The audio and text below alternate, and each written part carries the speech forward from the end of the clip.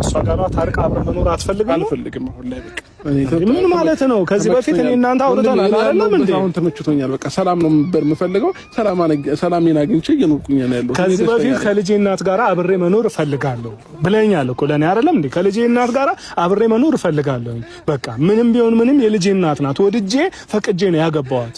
እንዴ እናንተ እሱ ቆየ እኮ እንደዛ ከተባባለን አይደል? ከዛ በኋላ ስንት ነገር ተፈጠረ ወንድሜ፣ ብዙ ነገሮች ተፈጥረው ከሷም ጋር ያለኝን ነገር እንደቋጨው ታውቃለህ። ምን ተፈራርመን የተለያየን ሰዎች ነን አይደለ?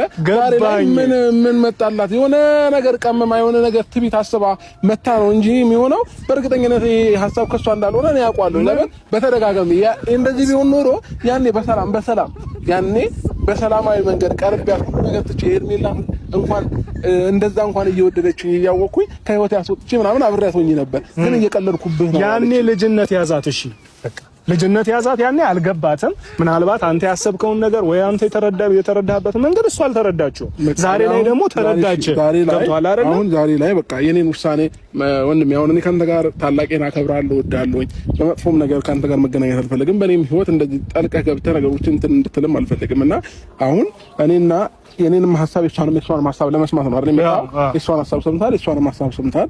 የኔ ሐሳብ ደግሞ አሁን ላይ ከሷ ጋር መሆን እንደማልፈልግ ሐሳቤ የውስጥ የፍላጎቴ ነው አይደል? ለመስማት የፈለከው